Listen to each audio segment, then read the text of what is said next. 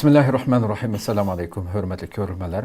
İslam ve Biz programımızdan 162. saniyede görüşünlerini karşı alımız. Ben Abdullah Yalğun. Kadirli görürmelerimiz, Allah'a malum boğandaki yıllardan bir yan devamlaştırıp atkan programımızda her bir Müslüman Kur'an ve sünnet nuruyla düşünüş gerek boğan xil mavzularını ayrım temakan şekilde huzuruna sunup kilovatımız. Allah subhanahu ve ta'aladan her bir sözlengen mezmunlarını hakiki doğrulavıştı düşünüp hayatımızga özleştirip sözlengenlerge amel kılıp dünya ahirette baxtlik müminlerden kılışını tilep başlavatımız ve ahirleştirvatımız.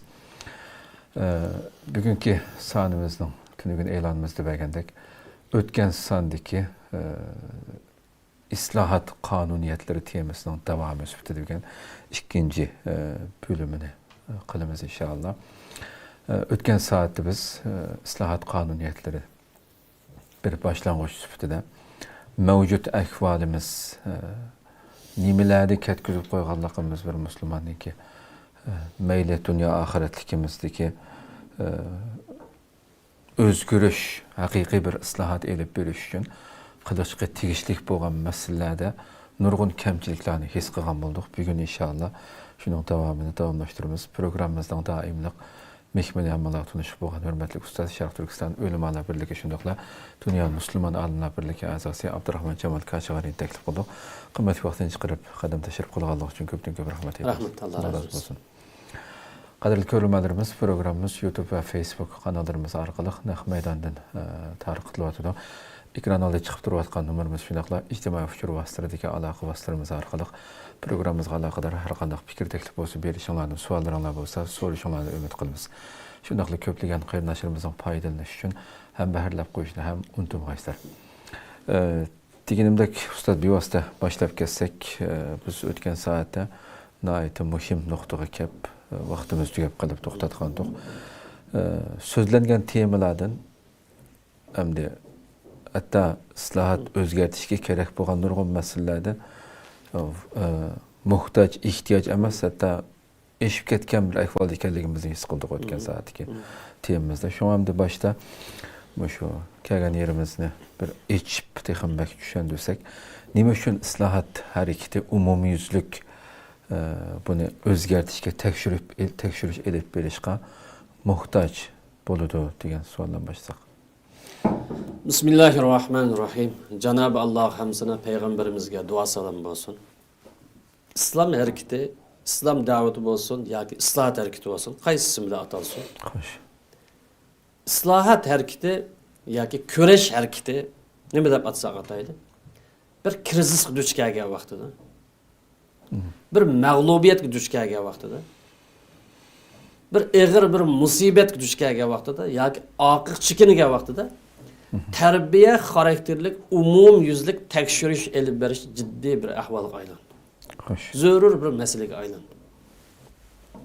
Bolup mu siyasi bolup mu islahat hareketi terbiye metodu. Hareket metodunu tenqidi tefekkür nezir bilen kayıt karab çıkışı intayin mühim meselege aylandı. Bir kayıt tekşürüş meselesi de terbiye metodu. Var mı yok mu?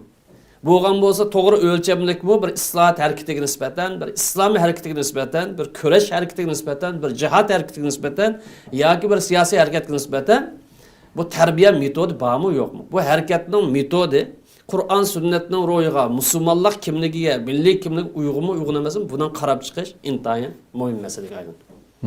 Bir yer özün tekşürüş hareketi islahat hareketine nispeten fakat terbiye metodu ile çekilinip kalsınmaydı.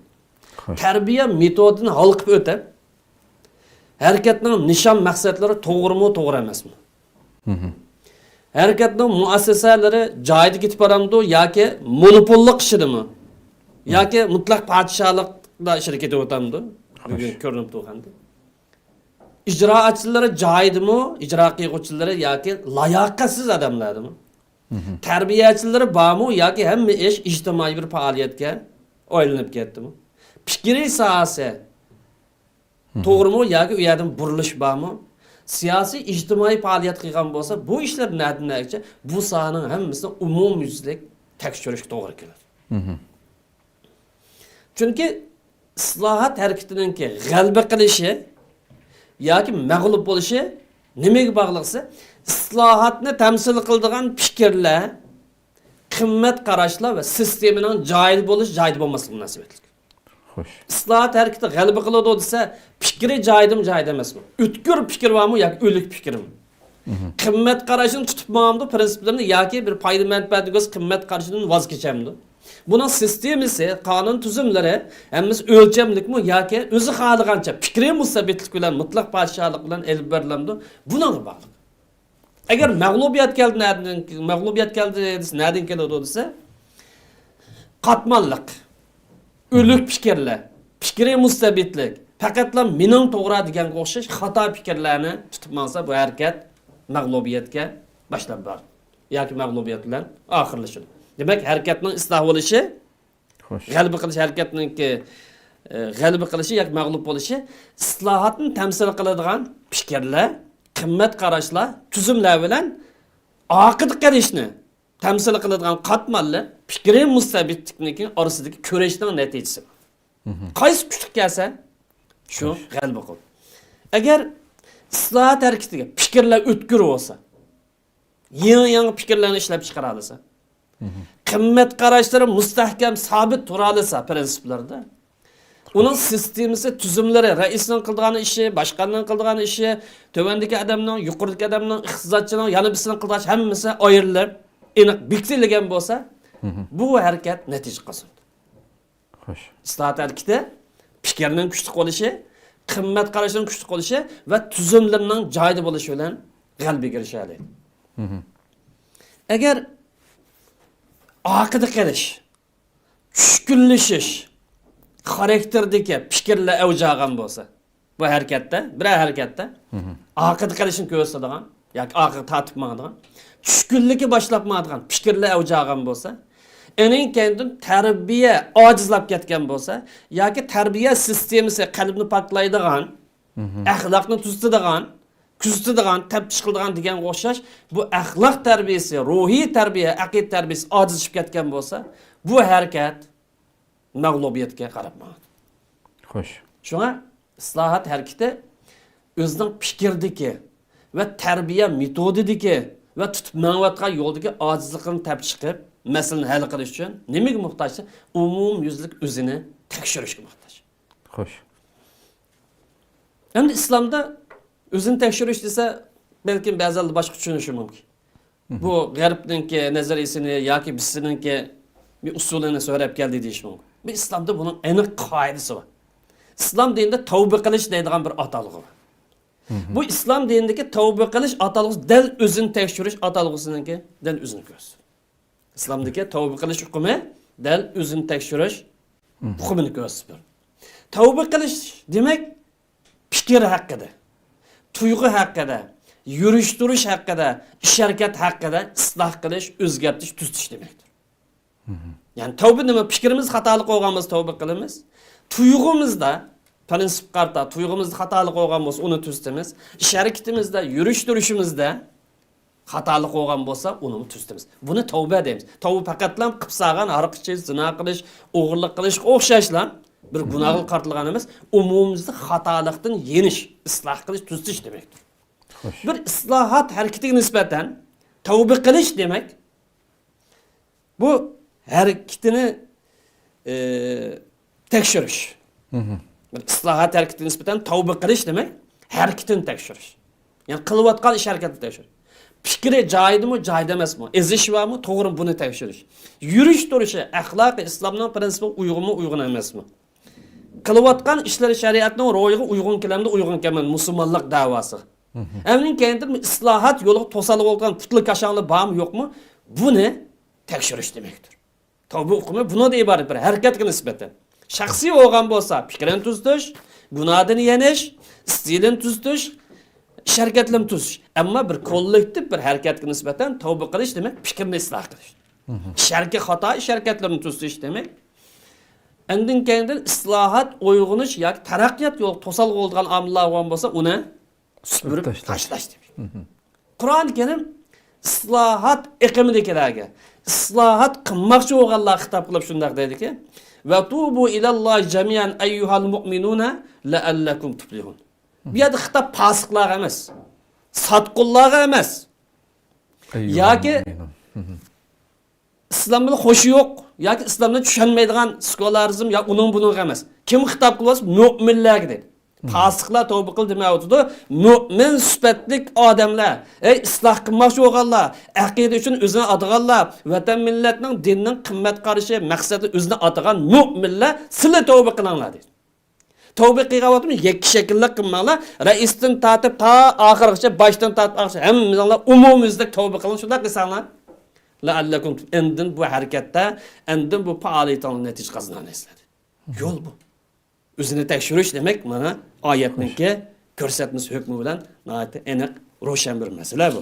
Bu sirtdan kelgan bir hukm yoki boshqalarning ilgan bir hukm emas. Bir islohot harakatiga nisbatan cho'ngidan tortib mutakabbirlik qilmasdan yangi a'zo qadar hammasi har tarafli holatda o'zini tekshirish lozim. Bu boshqa millatdan, boshqa yerdan kelgan emas, bu islomningki ruhi bu. Tavba qilish, o'zini tekshirish, o'zini murojaat qilish, o'z-o'zidan hisob olish degan bu hukm. Am bu tekshirsa, o'zini tekshirsa, yak tavba qilsa nima foydasi bor? Bu oddiy qilib aytgan buning foydalari ko'p. Fikrini tuztaladi, xato fikr olgan bo'lsa, bir musulmonga nisbatan Qur'on sunnatning ro'yiga prinsip zid qiladigan xato fikrlar. Eng cho'ng xatolik bugungi kunlik nima esa, mayli u ish qilayotgani bo'lsin, mayli bu aqm qilayotgani bo'lib qolsin, fikri ideologiya jihatga bir xatoliklar.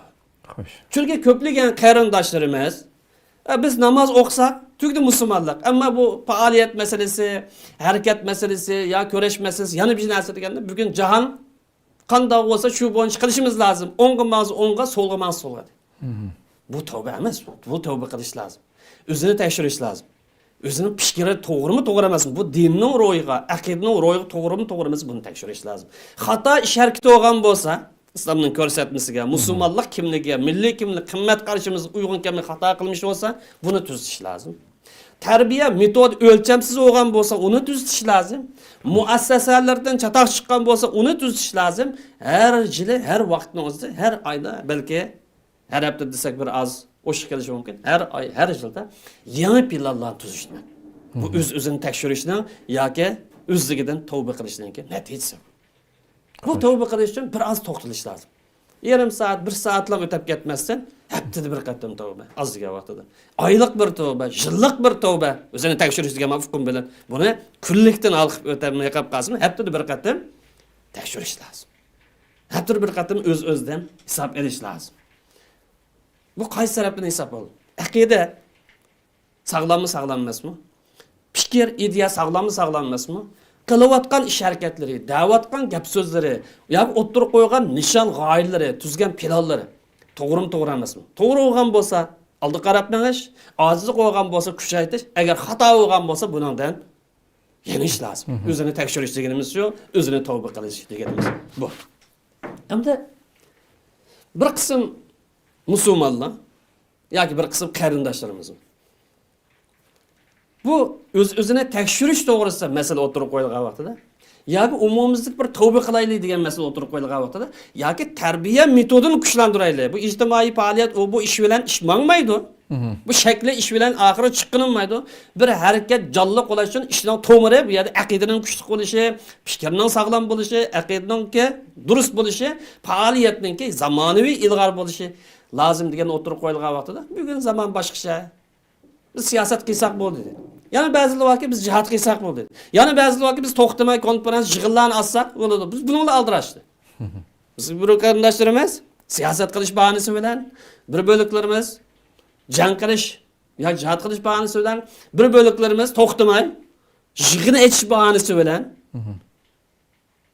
bu o'zini tekshirish yoki o'zligidan kunlik, haftalik, oylik, yillik bo'lib bu o'zini tekshirishdan aqida jihatdan tekshirish, fikriy jihatdan tekshirish, istiliy jihatdan tekshirish, harakat jihatdan tekshirish, plan jihatdan tekshirish, nishong'oy jihatdan tekshirish, hattoki ijtimoiy, iqtisodiy va siyosiy jihatdan tekshirishdan qochmoqda, qichiq urinmoqda. Bahanasi nimasi? Bugun aldirash. Siyosat bilan aldirash, yig'in etish bilan aldirash, jang qilish bilan aldirash. Qilib olamiz deydi, hafta o'tib ketadi, oy o'tib ketadi, yil o'tib ketadi, hatto yilmi o'tib ketadi. Natija butun xatolik gaplar bu harakat parchalandi yoki ojiz bichora holatga duo qilgidek holatga tushib qoladi. Demak, bu duo qilgidek bir holat tushib qolmas uchun bu harakat dastlabdan tartib. Planlar bilan, haftalik planlar bilan, oylik planlar bilan davomli o'z-o'zini tekshirish lozim. Aqidasini tekshirish lozim. Ya'ni aqida dedim maqsad aqidani yodi biladi kichik vaqtidan tortib. Balkim ko'pinchalarimiz. Ammo aqidaning taqozosi, aqidaning ruhi, sharkatlarninki Shu. holati, tarbiya metodi. Ammo afsuski bugun kunlikda ko'plagan harakatlar, ko'plagan iqlimlar yuz berayotgan kasal bu. Siyosat bilan aldirash, ijtimoiy sirtqi faoliyat bilan aldirash, jang bilan aldirash, yig'in etish bilan aldirash, ammo tazkiya masalasiga kelgan vaqtida, o'z-o'zini tekshirish masalasiga kelgan vaqtida ilmiy, ijobiy, insofli tanqid bo'lganmiz, uni olib, uningdan foydalanish to'g'risida kelgan vaqtida bular aldirash. Bugun jon aldirash biz ma'lumot qilmaydi. Ammo deymizki, bu qarindoshlarga bir mezgil to'xtaling. Bir ish kun qo'yamiz. Jonimi qo'yinglar, siyosatni qo'yinglar, yig'inni qo'yinglar, tavba qilishing. Murojaat qilishinglar o'zingizga. O'zingizdan hisob elinglar, o'zingizdan tekshiringlar. Sistemi joyida emasmi? Musulmonlik axloqi joyida emasmi? Ish harakatlar joyida emasmi? Nishon g'oya joyidami yoki kaynayman o'tamdi? Bu masala jiddiy o'ylangan bir masala. Butun aqimlarga, butun harakatlarga, butun maydondagilarning hammasiga uyg'un keladigan ham jiddiy bo'lgan bir masala. Bugun kunlikda bizning masalani misolga olsak, krizis duch kelmagan qaysi bir harakat bor? Deb qo'yaylik. Qaysi bir iqlim men krizisdan xoli edi, deyardim. Mening ishim dal joyida sog'lom ketyapti deb qaysi birisi da'vo qiladi, yak deyardi. Hech qanday birisi yetmaydi.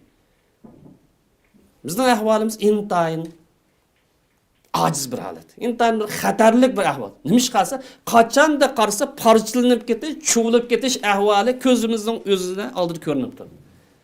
O shakli suratdagi, ekrandagi suratlarga qaramaslik lazım. Ekrandagi ko'rinishlar, chiroyli tushilgan bu fotoğraflarga qaramaslik lazım. Qalbning holatiga qarash lazım. Qarindoshlik ruhiga qarash lazım. İhtar o'tinish ruhiga qarash lazım. Allah'ın razılığını izlep mangan bu kadem qarash lazım. Mush qilayotgan ishlarda Allah'ın razılığı, aqidaninki manfaati, vatan millatning manfaati bormi yoki boshqa bir manfaati bormi? Bunga qarash lazım. Shunga cho'ngidan tortib, kichikcha, mendan tortib siz har bir aylankicha shaxsiy holat bo'lsin, mayli kollektiv holat bo'lib qolsin. Bu o'z-o'zini tekshirishga, o'z-o'zidan to'xtamay hisob olib turishga, o'z-o'z to'xtamay va tubu ilalloh jab ayyuhal mu'min. Kunchalik oyat bu tasdiqlarga demasdan balki mu'min bo'lsan, sen bir islohot qilmoqchi bo'lib qolsan, bir millatninki dadini ustunga olgan bo'lsan, bir musulmon bir diyorning o'zini qutqazmoqchi bo'lib qolsan, bir bu aqidani bayrog'ini ko'tarmoqchi bo'lib qolsan, nima ish qildi o'zi? Tavba qildi. Tavba qilsa xuddi yoriqish bilan keyin yondiganga o'xshash bir bo'laklarga eg'ey qildi. Dinimiz deydiki, ishninki to'plin g'alaba qilmoqchi bo'lib qolsanglar, bu tavba dalam o'tab ketadigan gapimiz. Tasbih sanab o'tab ketadigan gapimiz. Sharkatlarimizni, fikrlarimizni qarash lazım. Birinchi qilib, ishning besh fikr.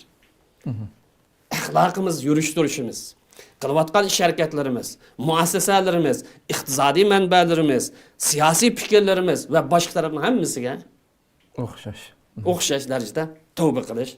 Bu bugungi iqlimlarimizning, harakatlarimizningki, yana bilan men isloh qilaman deydigan bo'lsa, hammasiniki jiddiy holda ehtiyoj. Buni o'shimay turib, bizning ishimiz oldiga bormaydi. Bütün dünyadaki ameliyatda mevcut bo'lgan mayli shirkat bo'lsin, korxonalar bo'lsin, bularning masalan o'zininki tijorat muassasalarini, zavodlarini, shirkatlarini texnik yuqori saviyaga yetkazish uchun davomli haftada, hattoki haftada qanchadan qatim yig'inlarni ochib programmalarninki, nimalarninki qanday ketayotganligini tekshirib turdi masalan.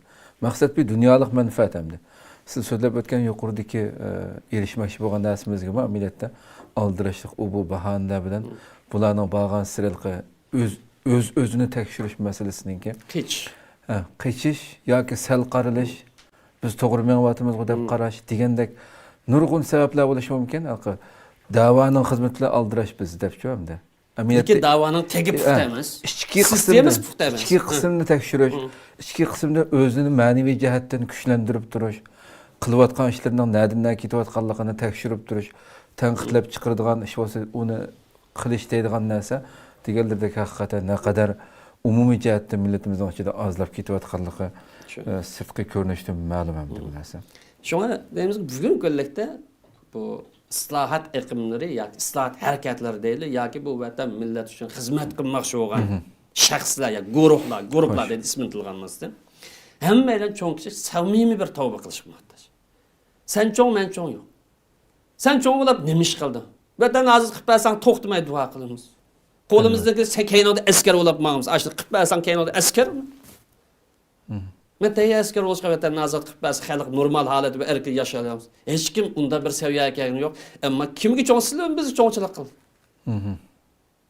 Bu qanday harakat bu? Bu nadin kelgan kibr. Samimiy tavba qilishga, bir qarindoshlik ro'yin turishga, samimiy tavba qilishga. O'zi haqida boshqalarga ba'virish hammadan boshqalar oson ba'viradi. O'zi haqida tanqidiy tafakkur nazari bilan umumiyga qarab chiqishga yuqori deganimizdek. Tanqidiy tafakkur bilan ishning bo'ladigan tarafi, bo'lmaydigan tarafi, ijobiy, salbiy tarafi, foydali, ziyon tarafi tafakkur qilishga. Fikri axloqiy jihatdan o'zini tekshirishga. Tarbiya metodida ojizlik qo'ygan bo'lsa, buni xalqlik o'rin qo'yib, kuchli qo'limizda aytgan birinchi qilgan ish tarbiya metodini kuchlantirishga. Prinsiplari va qimmat qarashi ro'shan namoyon qilib harakat qilishga. Ba'zi bir harakatlar uni prinsipi aniq emas, qimmat qarashi aniq, hatto kimligi aniq emas. Ammo jamiyatga insonlar ko'p inson ansaviya to'van bo'lg'achqa, el birsini undaq har xil rangda ko'rsatadi. Shakli islohotni saqlashga. Isloh qildik deydi, emizlik sababli to'xtatadigan shakli islohot. Ma'no saqlashga muhtoj. Onsi bir masalan tegdin o'ngshash lazım. Davozni tegdin davolash lazım. Shakli islohot vaqtincha oqqan bilan bir haftalik, 2 haftalik bir necha bu o'rilib tushadi. Sun'iy islohotni saqlanishga va fikriy yetakchilikni harakatlarga, iqlimlarga nisbatan bilimlik, tajribalik, aql egallari topshirishga muhtoj. Xo'sh. Ammo afsuski masala o bo'yicha emas. Allah razı olsun. Nayeti çonqur bir diagnoz qo'yildi ham. So'zlanganlarning ichida amaliyotda uni ilaçları so'zlanib o'tildi, tilga deb o'tildi. Jamiyatni qanday qilganda bir jamiyat qanday qilganda kuchli bo'ladi degan savoldan to'xtaylik. Bu muhojiratda ko'plagan qarindoshlarimiz biz kuchli bo'lamidi, qanday qilsak kuchli bo'lamiz. Kundan kunga ishlarimiz orqaga ma'niyotdi. Xo'sh. Bir bölük adamdı. Allah'ın yolda meydanını, vicdanını namayan kıladığın bir bölük adam. Azgını bir bölük adam. Hoş. Köpünç adam hatta ölüme yakın gelişimi korkaydıgan adamlar köp. Siyasi meydandaki adamlar hatta ölüme gelişimi korkaydıgan. Şuna turul özünün en dindar, en muttaki hesaplaydıgan adamlar. Hoş. Bu cemiyetin güçlü oluş için jamiyatda bir qancha turlik omillar va bu omillarning bir-birini qo'llashi, bir-birini to'liqlashi bilan kuchli bo'ladi. Jamiyat kuch omillari bir-birini qo'llashi, bir-birini to'liqlashi bilan endi bu jamiyat kuchli bir jamiyatga aylanadi. Jamiyatdagi kuch omillari biz ilgari deganimiz qo'shimcha deymiz. 3 turlik kuchni aytilgan. Birinchi ilm ma'rifat kuchi. Ilm ma'rifatni kim tamsil qildi bo'lsa olimlar, mutaxassislar, akademiklar. Xo'sh. Bu ilm ma'rifat kuchi. Ikkinchi kuch boylik kuchi. Boylikni kim tamsil qiladi bo'lsa, iqtisodchilar, boylar, karxonchilar. Uchinchi birisi jang kuchi. Jang qilish, urush qilish kuchi. Buni kim tamsil qiladi bo'lsa, askarlar, qo'mondonlar va shu sohadagilar. Bu jamiyat kuchli bo'lish uchun bu yerda 3 turlik kuch bor. Mushu 3 turlik kuch birlashgan vaqtda bu jamiyat kuchga aylanadi. Ilmiy kuch, iqtisodiy kuch, harbiy kuch. Mush 3 kuch birlashgan vaqtda jamiyat kuchli bir jamiyatga aylanadi. Bu 3 kuch tangpung holatda sog'lom tartibi bilan shakllangan vaqtida eng sog'lom bir jamiyat, kuchli bir jamiyat shakllanadi. Ya'ni sog'lom tartibi nimasi? iqtisodiy kuch, harbiy kuch ilm ma'rifatning atrofida aylangan vaqtida, ilm ma'rifat yetakchilarininki ko'rsatmasi bo'yicha ish yapmangan vaqtida bu jamiyat eng kuchli jamiyatga aylandi, sog'lom jamiyatga aylandi. Uch turli kuch vardır. İlmiy kuch. Buni kim temsil qildi? Olimlar, mutaxassislar, akademiklar. İkincisi iqtisodiy kuch, boylik. Buni kim temsil qilsa? Iqtisodchilar, boylar, korxonchilar. Uchinchi birisi harbiy kuch. Askarlar, mujohidlar yoki qo'mondonlar. Bu üç kuch birlashgan vaqtida kuchlanadi, jamiyat kuchlanadi. Kuchlangan vaqtda bir sog'lom kuchlansa bo'ladi desak, nima bo'lish lozimsa, bu yerdagi iqtisodiy kuch bilan harbiy kuch ilmiy kuchning atrofida aylangan vaqtida, ilmiy kuchni mo'min qilib, shuning ko'rsatmasi bo'yicha qadam bosgan vaqtida bu jamiyat kuchli bir jamiyat ekan. Shu vaqtda siyosat qilinmasa, to'g'ri bir siyosat shakllanadi. Shu vaqt yetakchi chiqmadi bu millatdan, yetakchi chiqamiz. Eng sog'lom, eng unumli yetakchi vaqt chiqadi. Nima uchun bugun kunlikda yetakchi yo'q? Nima uchun Uyg'urlar bir liderga muhtoj? Bormi sog'lom bir lider hammasi e'tirof qilgan millatning bugun kunlikda? Bormi deganga javob beradigan yo'q. Xo'sh. Nima qazma uch kuch birlashmaylik.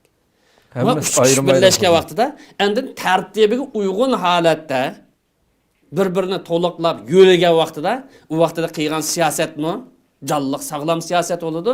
U vaqtida bu millatga nima chiqargan bo'ladi desa, unumlik, natija qozongan, layoqatli, qobiliyatli lider chiqargan. Endi millat bu ilmiy kuchga sal qarab, bu olimlar, akademiklar, mutaxassislar bu qanchalar kishi qiladi, buni sal qarab, bu jamiyat degan kim yetaklaydi desa, puli va iqtisodchilar yetaklaydi deb qarasa, yoki qo'lida qurol bo'lgan harbiy sohaga yetaklaydi deb jamiyat yetaklashni iqtisod sohasidagilar bilan harbiy sohasidagilar topshirsa, u vaqtda tövendagidek ikki turli natija kelib chiqadi. Biz sog'lom tartibni bayon qildik. Ilmiy kuch birinchi o'rinda, iqtisodiy kuch ikkinchi o'rinda, harbiy kuch uchinchi o'rinda. Mush tartib bilan bo'lsa, bu jamiyat sog'lom bo'ladi, ham kuchli bo'ladi. Ham tartib buzilib, jamiyat dedik. Kuch kimning qo'lida? Iqtisodiy kuch, iqtisodchilarning qo'lida, baylarning qo'lida. Harbiy kuch jihodiy sabtkilarninki yoki harbiy sohasidagi askarlarning qo'lida. Nopus kuch-quvvat bo'lji qo'ygan ekan, buni apmanish lozim deb, ma ilmiy sohaning vakillariga sal qarab, boyliq vakillarini, harbiy vakilni oldiga chiqarib qo'ysa, tuvandagida ikki turlik natija, ikki turlik illat, ikki turlik ofat kelib chiqadi. Birinchisi bu illatning birisi boyliq vakillari yuqortilganimiz. Enin kendin harbiy sohaning vakillar o'zlarida kuch-quvvat his qiladi. Boylar qarshi iqtisod bor. Harbiy sohadagilar qarsa, qo'lda qurol qarab, kuch bizda der, kuch his qil. Unda bo'lgandan bular kuch uzda bo'lgandan qanday qilsa, bu ilm ma'rifat sohasidagilar cho'ngchilik qiladi. Iqtisodmi biz tutilsa, qurolni biz tutilsa, bu bizning qashimiz kelish lozim. Bu ilmiy ma'rifat egallari bizga tava bo'lish lozim. Bizning diginimiz bo'yicha qadam bosish lozim deb o'ylab qol. Buning bilan hal qilib o'ta. Bu ilm ma'rifat egalari ish mundaq ma'noda, ishning to'g'risi ma'u, xatosi ma'u deb nazariya o'tirib qo'ysa, fikri ishlab chiqarsa, yo'lni ko'rsatsa, uningdan qochadi va o'zlarining kuchini ko'rsatishga urinadi. Har zaman meni oldin qo'rinda, mening oldimga sen kel dedi. U vaqtida jamiyat kim qoldi desa, harbiy sohadagilar bilan iqtisod sohasidagilar qoldi. Ma ilm ma'rifat fikri ishlab chiqaradi. Hangisini, ya'ni har birisini demadik. Yani fikri ishlab chiqara oladigan, tafakkur qila oladigan, ilmiy tanqid qila oladigan, samimiy nasihat qilish qobiliyatiga bo'lgan ma ilmiy sohadagilarni maqsad qildim bu yerda. Bu hammasi hakama jamiyat qildim. Dashqal, ozg'un fikrdagi o'chib-o'chlik hakamiyat bu masala.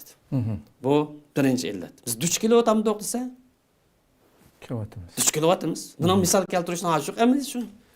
Bugün ba'zilardan belki o'tgan qatamliq bu programmamizdan beshindir. Bir bölükle kolda azırak iqtisod o'g'achqa hammani o'zi bilib o'tadigandak, hamma ishni qilib o'tadigandak, anda bo'lish lozim, manda bo'lish lozim deb o'tirib chiqib saklab chiqadi. Pul olsun, boy so'zilsin degan ya'ni xato shu. Senda bilim bo'lgan bo'lsa, pul birlashgan bo'lsa so'zla. Bilim yo'q, qara qo'saq yoki azroq quloq mollasi, Ama işleyen namanda qilish lazım deb öyle o'tirib turib, taqdim bag'dan gap qiladi. Boshqalar fursat vermaydi, yoki to'sqinlik qildi, yoki bir ish qildi. Ya men lam tutsam bo'ldi dedi. Bunaqa Uyg'ur jamiyati duch keraklik bo'lsa, duch keraklik. Buni lo'p aynak bilan qarasa, buni ko'rgan oldi bu masalan. Xo'sh. Men o'tgan qatim buni eskatdim. Ikkinchi birisi bu. Buning kapish ikkinchi illat.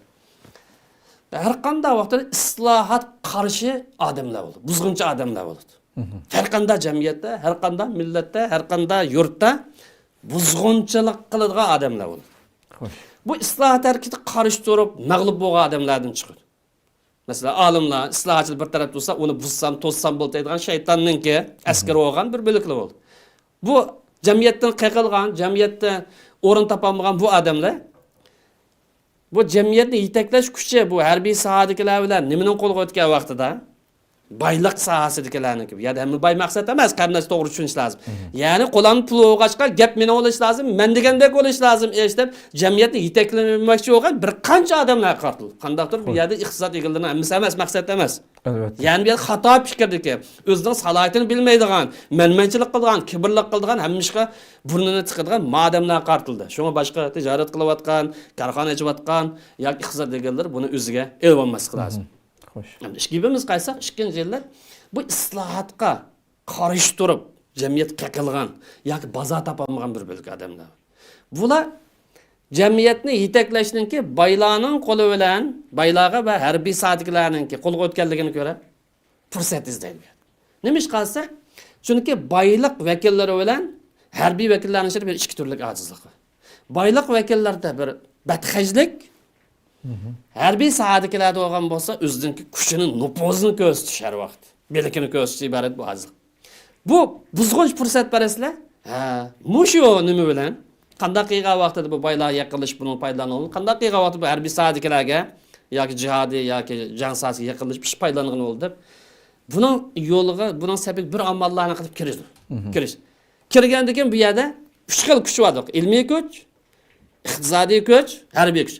Bu uchini bir-biriga so'qashtirishga, uchini bir-biri bo'lishga, bir-birining kendini fitna fasod qilishga bu buzg'unchilar har zaman harakat qiladi. Demak, tartib buzilib ketsa, Xushomadchilik qilib uning ichida, uning gapini buningga. O biz, jamiyatda masalan biz bilan bugun qarasak jiq nasl chiqib turdi bu yerda. Masalan, idea to'qinishi yoki nopoz to'qinishi, odam tanishish programmamizda buni jiq bayon qildik buni. Kim bo'lishidan qat'iy nazar. Buni misol berishdan, ism berishdanki hojat yo'q. Demak, bu ikki turlik illat tartibning buzilib ketganlikdan kelib chiqadi. Endi buningki nimasida, kuch masalasida ilm kuch dedi, yosh kuchi deydigan bu. Gap hammamizda bor.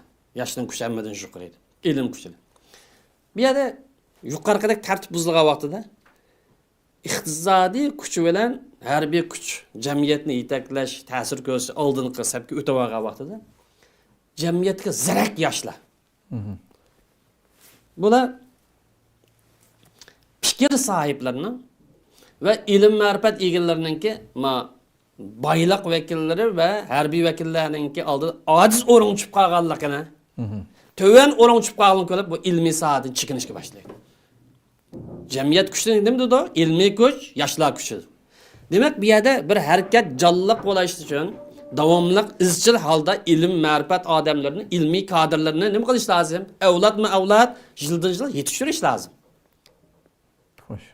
Bu qirli bilan nima qilmaydi? Bu harakat davomli bo'lish lozim islohot. Qirli qildi, o'tir yosh qildi, to'xtamay bu cho'ngli o'lib ketsa, uning izini bosadiganqa yosh avangard ilmiy kadrlar lozim. Ama bunu yetiştireydi jamiyat qarasa, kuch kimning qo'lida desa, harbiy sohadagilarning qo'lida. Ilm ahllarining qimmati yo'q. Baylar qarasa, o'zining gapini anglaganligiga obdan saxillik qilgan, harbiy sohadagining o'zining siyosiy bo'ysunganligiga bergan, ilmiy sohadagi haqiqatni tutib mangan, yoki haqiqiy rabbaniy olimlar bo'lgan, yoki akademik ilmiy sohadagilar bo'lib qolsa, bunu aciz o'rin tushib qolgan. Pul var mı desa bo'lgan qoldi, ilmiy odamlarniki, o'limalarning ilmiy odam ko'pincha qoldi pul olmaydi. Nima qilsa hayotini bu o'qishga qilgan bo'lg'achqa, tijorat qilmag'achqa pul olan bo'lmaydi. Kuch desa, qurol desa, o'limalarniki ekanda bir muttaqi odamlar, men ansori ilalloh, men deydigan odam chiqmish ko'p askarim bo'lmaydi boshqa o'rinda. Undan kuch aningda bo'lgan ekan bu yoshlar qarab, bu jamiyat qarasak, bu ulamalar yoki olimlar bu ojiz o'rinda. Kuchning ko'pincha iqtisod sahiplarida yoki harbiy soat. Bunda o'qancha o'qib nima kepti? Pullam topqiloqqa. Yoki olmagan bo'lsa, masaga kirib Qur'on ko'tarib ish qilgan ekan deb asli fikr ishlab chiqaradigan, aql ishlatadigan, tahlil qiladigan, tadqiq qiladigan masahadan ular chiqinir. Xo'sh. Bugun kunlikdan bir qism yoshlar qarasa, o'qibdimki, o'qisam nima ish qildi ekan, ammo ishlaydi ekan u. Masalan, universitet o'qigan hech bo'lmagan. Universitet tugitib, endi keyin ishlanasi bir bilib ishladim desa. Universitet tugasam yana ishlar. Undan bir necha yil maktabda vaqtini zayi qilib o'qish, hozirdan tortib ishlasalar baribir o'xshashib. U vaqtdan pul topadi, hozir pul topadi. Xo'sh. Demak, men qari ish bilan bir sistemalik ilmiy sohadagi ishni o taqatgidek bir yerda emas. Chunki jamiyat ashunda bir ongni bilib bilmay his qildirib qo'yadi. O'qishning naqadar muhimligini, bu millatni qutqizish uchun ilmiy sohaniki naqadar muhim ekanligini his qildim. Masalan, bir misol olaylik bu yerda. Gapimizni davomlashtirishga ilgari. Masalan, o'lim olmasa. Buniki muhaqqiq o'lima olsun yoki normalroq olsun, u ayrim bir masala. İstanbulda vatandan kelib bir qismi Misrda o'qib, bir qismi Arabiston, bir qismi Yaman, yana bir qismi Pokiston, boshqa yerda o'qib, bir 50-60 ga yaqin o'lima atliq yig'ilib qolgan. İstanbul. Lekin dunyoning boshqa qit'alarida unda ya bado ya yo'q hisobda. Mush 50-60 o'lima deb atalish yoki da'vatchi deb atalish to'g'ri keldi deydi, to'g'ri ki. Ko'pincha to'g'ri keldi. Bular bir qismlarning ko'ziga bakjiq ko'rinib keladi. Bakjiq bo'ladi, 50-60 odamniki Istanbul yig'ilib qolishi bu bakjiq ish. Xuddi hammani egallab olgandek. Unda o'ylaydi. Boshqa sohada o'qigan, boshqa sohada yetishgan yoki boshqa o'qiyotgan necha ming o'quvchi bor, tabiiy fan sohasida, ijtimoiy sohada u ko'z ko'rinmaydi. Qandaydir bir 50-60 o'lmaniki shu oxirgi vaziyatda u yer bu yer turolmasligimiz yig'ilib qolishi bilan xuddi o'limalik krizisi bor degandek. Xuddi o'limalar bir-birisidan tanishgandek. O'yinda bir ufqim bor. Ajaba bo'lar. Agar bir fikr sahibi bo'lgan bo'lsa, fikr sahibi yo'q ko'pincha. İlim sahibi bo'lgan bo'lsa, bu millat 25 milyon, 35 milyon bir millat. Vatanimizda İnşallah Allah qali bir quppat arda ishlarimiz joyiga tushsa, ozodlik, mustaqillik va boshqa sabablar bilan. Vatanda bu millatninki dinini tashviq qiladigan, dinni o'rgatadigan, sog'lom ma'naviyat singdiradigan, axloq ro'yini bildiradigan, bu oxiratda sog'lom bir jannatga yo'l hozirlaydigan, bir muqaddas bir vazifani qilishga, bu 50 o'lmani taqsim qilish taqatsa bizniki necha burun 16 cho'sha taqilib. Birisi bu yetam yetmaydi. Acaba bu matematik o'qiydigan, fizika o'qiydigan, doktor bo'ladigan, qurilish bo'ladigan, zaga bo'ladigan yana bizsa vatandagi odamlarning ko'pisi hozir bamudis bor, u bor. Tibobat o'qiyotganlar bormi, yo'qmi? Injinirlikda o'qiyotganlar bormi, yo'qmi? Tilini o'zgarib ketganini hisob qilmagan vaqtida. Zagalar bamudisi bor, qurilishchilar bamudisi bor. Yana mexaniklar bamudisi bor. Ammo bu millatninki ulamas, olimlar vatan buni yetishib chiqqanda bo'lsa, qari bulan puchqaqda chiqib qolish ehtimol. Dadisa balkim bolasi bilan bir nuqtaga keladisa, ehtimol. Ammo bir olim hozirgi sharoitda, chunki olimlarimizning ko'pincha samimini gap bo'ldi. Chiqanda chiqmaydi. Bu davanglar, bu yuqorqi masalani o'tirib qo'ygan bu olim chiqib ketdi, o'lmas chiqib ketdi davanglar. Bir ay 35 millionga yaqin bir musulmon millat nisbatan bir 50-60 chatqi chiqmishlar yig'ilib qolgan turolmay dunyoning harda buni jiq sanab keldi. Normalde başka saatlik to'xtamayaz milyonlar bor o'quvchilar. Boshqasi o'qish lazım, buni ham o'qish lazım. Demak, ma sahada ma millat yana ehtiyoji bor. Yaramliq olimlarni, yaramliq o'limalarni, mutafakkirlarni yetib chiqishga ehtiyoji bor. Buni islohot etmanish uchun, ishni joyida qilish uchun bunga ehtiyoji bor. Garchi gap biroz qistirma shaklda ketib qolgan bo'lsa deymizki, chunki ehtiyoj bor-da. Ma buzg'unchilar yuqori deganimizdagi ikkinchida boylik sohasidagi va harbiy sohasiga singib kirib, bu uch xil kuchlarni bir-biriga so'qashtirishga, jidal majra qilishga, shu orqali jamiyatni ozizlashtirishga urinadi. Bundan har bir aqim hazar qilishi lozim. Endi yosh avlodlarning gapini qildik. Yosh avlodlarimiz Nima uchun ilm ma'rifat maydonidan chiqdingiz? Gapimiz bir şeydan boshqa ketdi. Bu ilmiy sohadagilarningki ojiz o'rin tushib qolganligi uchun shunga o'qibdim kapta o'qigandan baribir pul topib ekanmiz, hozirlam ishlab qarish olsam ishlab nima qilaylik deb qaradi. Ammo afsuski bular bir 2 yil balki 5-10 yil qolmay nurg'un qari ishdanki bu yapay zaka yana bir narsa bilan sun'iy aql bilan yo'qolib ketadiganligini o'zininki bir qarqo'saq holati bilan hattoki bir qo'sqin to'yg'izgan bir tas ish topadiganligini bilmaydi. Mana ziraklik. Endi buniki qarshida zirak yoshlarning qarshida yana bir yoshlar bor. Biroz kallasi chiqishlab ketmaydigan, qo'pol tilimiz siyliqroq aytadi. Chiqishlab ketmaydigan yoshlar. Bular qaraydi. Jamiyat qarshi kim kuchli? Iqtisod egalari kuchli. Yani baylık vekilleri.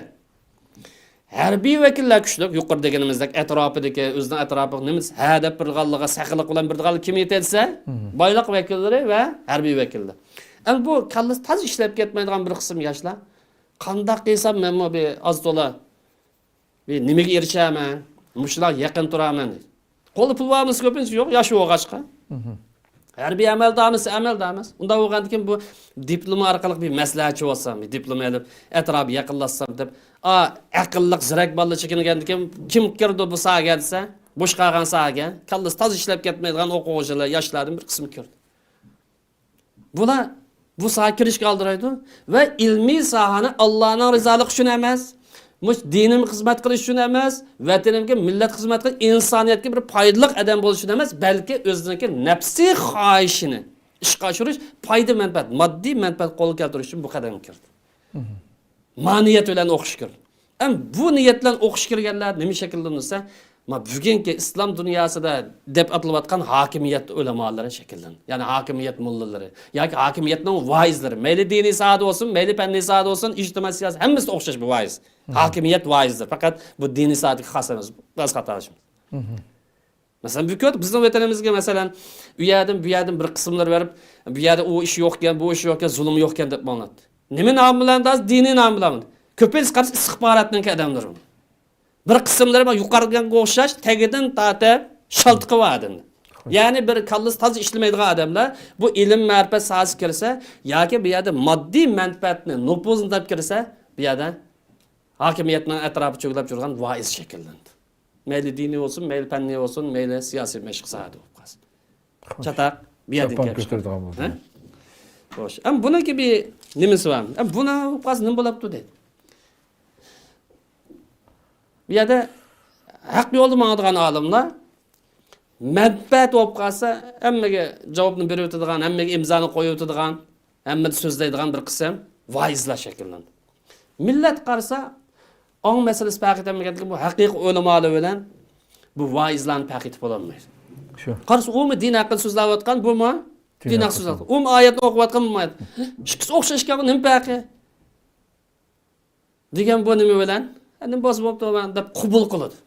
Demak, bu yerda Rabboniy ulamo bilan haqiqiy millatga ummat vakillik qilgan ulamo bilan bu yerda hokimiyat atrofi cho'g'laydigan voizlarni mayli diniy fanniy sohada bo'lsa, buni paqitamay shu qabul qilib keldi. Buni qabul qilgan vaqt nima ish yuz berdi dedi. Ya'ni o'xshash qo'yma olimlik qildi ekan, bu ma'lum o'xshash nima yuz bersa, u vaqtdagi sadoqat nega boshlandi? Sadoqat na qarab mangsa, nas kerak atrofida aylanadi.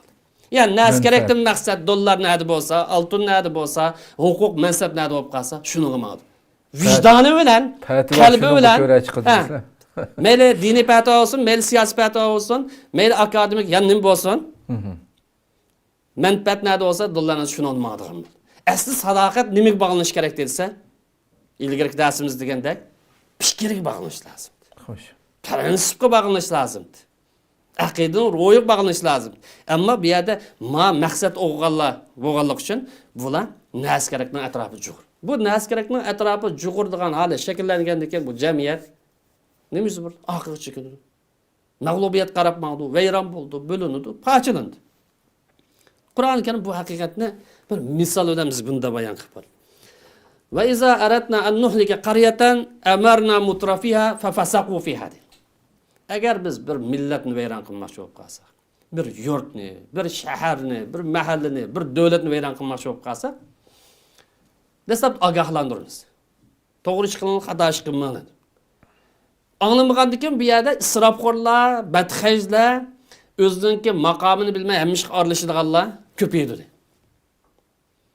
Badxajlik qilganlar Allohning amriga to'g'ri ko'rsatmaga unimaydiganlar ko'paydi. Fasiqlik ish avjab ketadi.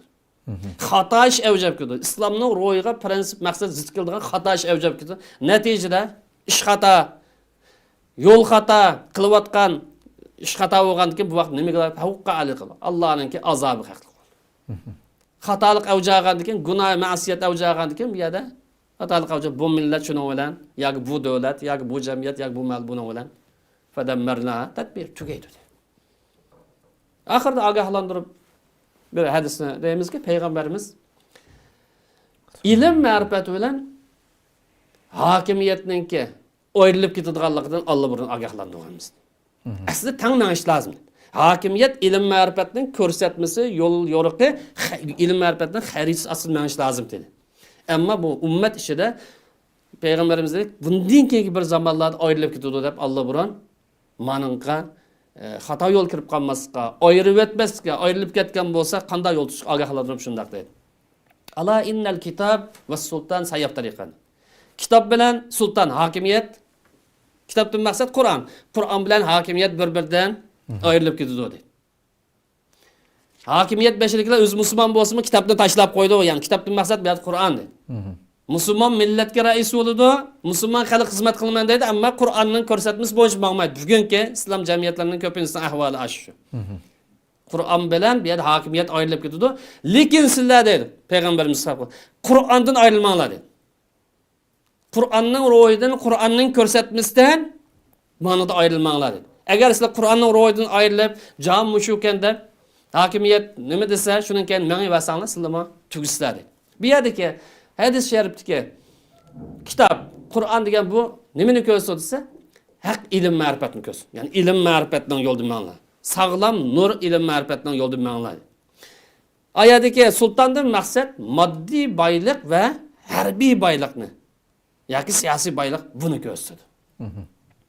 Biz bu siyosiy boylikdan maqsad ko'pincha biz harbiy boylikdan asosiy kuchlar mushundan shakllangan bo'lg'achqa. Xo'sh. Çünkü to'g'ri siyosat nimadan bo'ldi desa, ma uch kuch sog'lom tartib bilan bo'lsa, endi to'g'ri siyosat, to'g'ri lider chiqadi degan to'g'ri. Demak, xulosa qilib aytsak, islom jamiyatlari mush uch kuchni birlashtirgan vaqtida qaysi bir jamiyat bo'lsin, ilmiy kuch, iqtisodiy kuch, harbiy kuchni birlashtirgan vaqtida kuchli bo'lgan, madaniyat yaratgan va nurg'un g'albalarni, fathlarni qo'lga keltirgan. Endi bu uch kuch ayrilib ketgan vaqtida, bo'linib ketgan vaqtida her taraf bir-birisi tartish orqali, o'ziga tartish orqali